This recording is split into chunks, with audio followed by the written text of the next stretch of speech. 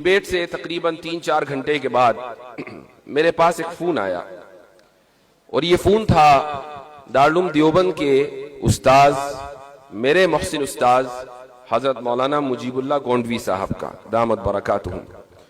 वो मुझे बेटा बेटा कहकर मुखातिब करते हैं, हर एक को करते हैं, माशाअल्लाह उनका एक खास अंदाज है।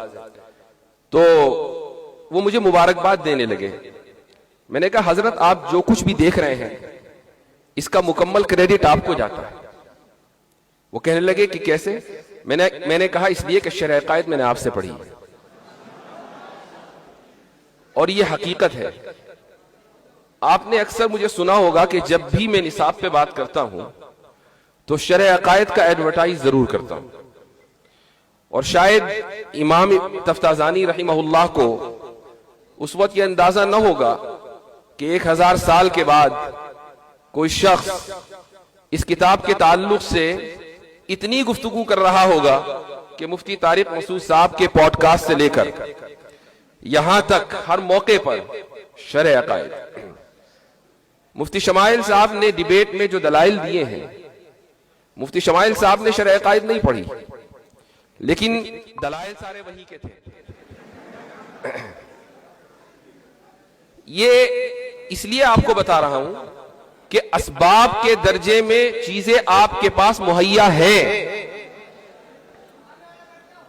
भाई फिर गुफ्तगू करना मुश्किल हो जाएगा। असबाब, हाँ बैठ जाए बैठ जाए बैठ जाए।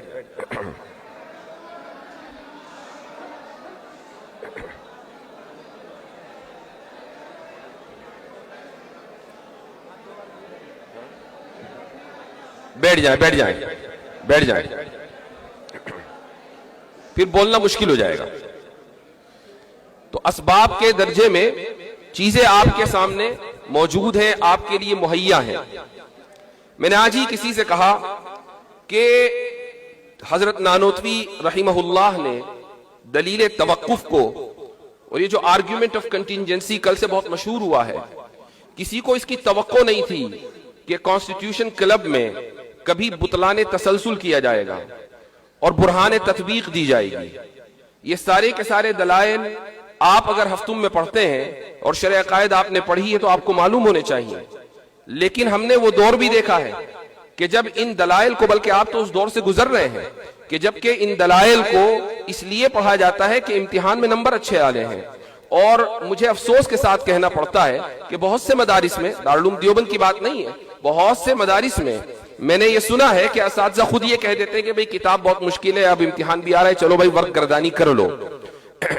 तो अगर कल हमने एक ऐसी डिबेट में के सामने एक मुल्हिद था, मुल्हिदों का बहुत बड़ा चेहरा था, और ऑडियंस में जेएनयू के प्रोफेसर और कहां के लोग ये सब मौजूद थे, और वहां दलील तवक्कुफ के, जिसको हजरत नानोतवी रहिमहुल्लाह ने तकरीर दिलपजीर में लिख दिया, यानी आर्ग्यूमेंट ऑफ कंटिजेंसी, वो मुफ्ती शमाइल साहब पेश कर रहे थे, और बुतलाने तसलसल वो मुफ्ती शमाइल साहब पेश कर रहे थे।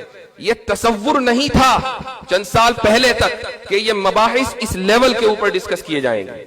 लेकिन अल्हम्दुलिल्लाह ये हमारे मदारिस का जो निसाब है ये इतना मजबूत है कि सिर्फ इसको लिसाने कौम चाहिए। अगर लिसाने कौम आपके पास आ जाए तो पैगाम के अंदर किसी तब्दीली की कोई जरूरत नहीं है। तो सबसे पहली बात तो यह है कि असातिज़ा का एतमाद। इस मौके पर एक बात मुझे याद आई और मैं तहदीस नेमत के तौर पर कहना चाहूंगा। मैं एक मरतबा हजरत मुफ्ती सईद पालनपुरी रहिमहुल्लाह की खिदमत में हाजिर था। दारुल देवबंद से मैंने उस साल इफ्ता मुकम्मल किया था और इरादा यह था कि कहीं बाहर पढ़ने जाऊंगा। तो मैं हजरत के पास वैसे ही मशवरे के लिए पहुंच गया और मैंने हजरत से कहा कि हजरत मैं जामे अजहर पढ़ने जाना चाहता हूं और आपका मशवरा क्या है? तो हजरत का एक खास अंदाज था, उन्होंने कहा जाओ। तो मैंने कहा कि हजरत मैंने सुना है कि वहां अकायद खराब हो जाते हैं। तो हजरत ने कहा कि हमें तुम्हारे ताल्लुक से फिक्र नहीं है, तुम्हारा अकीदा खराब होगा तो हम सही कर देंगे। ये हजरत का एतमाद था एक शागिर्द के ऊपर। मैं जब उस वाकये को सोचता हूं तो रोंगटे खड़े हो जाते हैं। और ये वो बात है कि मुझे अपने रास्ते से हटने नहीं देती। चूंकि मेरे उस्ताद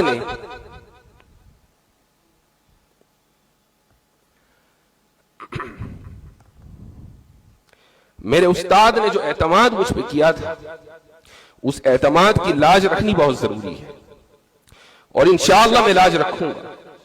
और आप हजरात की दुआएं शामिल हाल रहेंगी और आप भी अपने असातिज़ा की दुआओं की लाज रखेंगे। इस डिबेट का जो नतीजा है वो बहुत से लोग अलग अलग अंदाज से इसको जिक्र कर रहे हैं, लेकिन मैं एक बहुत ही अहम चीज की तरफ तवज्जो दिलाना चाहूंगा और वो ये कि हमारी बिरादरी में, उलमा की बिरादरी हो, तलबा की बिरादरी हो, उसमें एक चीज के ताल्लुक से जो एहसास पाया जाता है और वो ये है कि इल्म कलाम का इह्या होना बहुत जरूरी है। चूंकि कल की पूरी डिबेट इल्म कलाम से मुताल्लिक थी। हम इल्म कलाम का लफ्ज पढ़ते हैं, इस इस्तिलाह से वाकिफ हैं और इस फन की एक किताब भी पढ़ लेते हैं, लेकिन हमारे पास किताबों का, खुद हमारे अकाबिर की किताबों का लिखा हुआ जो जखीरा है, हम उससे बिल्कुल नाबलद हैं। मैं चंद बातें आपके सामने रखूंगा, आपको हैरत होगी कि हमारे अकाबिर किस दर्जे के ऊपर जाकर सोच रहे थे। मिसाल के तौर पर अल्लामा कश्मीरी रहमहुल्लाह ने एक किताब लिखी, मिरकातुत तारम लिहुदूसिल आलम। उस पर एक मकाला भी मैंने अभी जो पिछले हफ्ते सेमिनार हुआ था उसमें लिखा था। इस मौके पर मुझे ये किताब पढ़ने का इत्तेफाक हुआ। इसमें सबसे पहली बात तो यह है कि अल्लामा कश्मीरी से 1928 में अल्लामा इकबाल मसअले ज़मानो मकान के बारे में डिस्कस कर रहे थे, खतो किताबत कर रहे थे। वो ये जानना चाहते थे कि जमाने की हकीकत क्या है, मकान जिसको हम अंग्रेजी में स्पेस कहते हैं, उसकी हकीकत क्या है। और अल्लामा इकबाल ने ओरिएंटल कॉलेज लाहौर में 1930 में एक खुतबा दिया और उसमें अल्लामा कश्मीरी रहमहुल्लाह का हवाला दिया कि मैंने एक बड़े मुहद्दिस मौलाना अनवर शाह कश्मीरी से इस मसले पर गुफ्तगू की और उन्होंने एक किताब का हवाला दिया, उसका नाम है गायतुल इम्कान फी हकीकतिल मकान। तो ये किताब अल्लामा कश्मीरी ने अल्लामा इकबाल को भेजी कि आप इस किताब को पढ़ें। मुझे ऐसा लगता है कि इन हजरात को से मुतासिर होकर या उनकी इस्तराबी कैफियत से मुतासिर होकर अल्लामा कश्मीरी रहमहुल्लाह ने ये किताब लिखी।